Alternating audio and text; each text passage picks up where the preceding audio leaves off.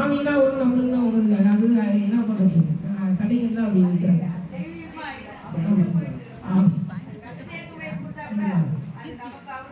அதனால இந்த மாதிரி கடைகள்லாம் போனோம். ஆனால் நாளைக்கு யாரும் ஐடியா இல்லாமல் சொல்லாதீங்க. சுவாமி செய்யறதும் தூய பொருளாக இருக்கும். அதே மாதிரி வீட்டுக்கெல்லாம் பார்க்க சொன்னா என்ன பண்றாங்கன்னா, அந்த போட்டோலாம் பாருங்க, ஒரு போட்டோ மாட்டிட்டு ஒரு 5 நிமிஷம் பூரி போட்டுருக்காங்க. நீங்க சொல்லணும் லைட்டாக ஓட்டணும். இந்த பாருங்க ஏன்னா சூடா இருக்கணும்டா.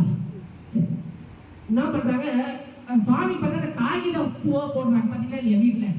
அவங்க தான் சாமியும் பூ போடணும். பிளாஸ்டிக் பூனே சூப்பராக விற்கிறோம். மல்லிகை பூ இல்லைங்க, பூ வந்து வழி வாடி போயிடுது. இந்த பூ போட்டால் மாசம் ஆனால் அதுவான்னு கிடையாது அப்படின்னு என்ன பண்ணுறாங்க, பிளாஸ்டிக் பூ போடுறாங்க. போட்டு இது பண்ணிடுது. அதே மாதிரி நிறைய வீட்டுகளில் பார்த்துருக்கு.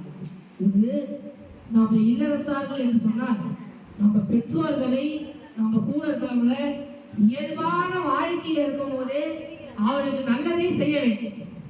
ஒரு அம்மா இருக்கிறாங்களா, அந்த பையன் அம்மாவுக்கு ஒரு பொங்கலோட போன வாங்கி கொடுக்கணும். அதே மாதிரி அப்பா இருக்கிறாரா, அவருக்கு தேவையானது அவர் என்ன சாப்பிட்றாரோ அதுவே அவருக்கு விரும்பியதை அவருக்கு வாங்கி கொடுக்கணும்.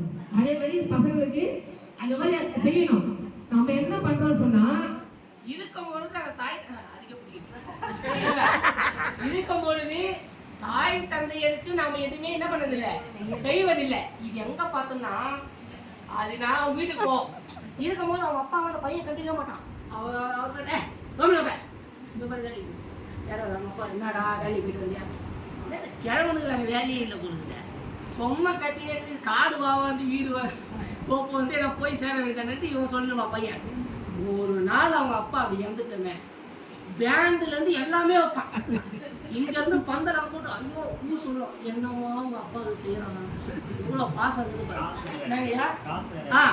நல்லா பேண்டெல்லாம் வச்சு சங்கு 10 சங்குலாம் வச்சு எல்லாம் அமக்கலமாக பண்ணி எடுத்துட்டு போய் அவங்க அப்பாவை வச்சுட்டு வந்து இந்த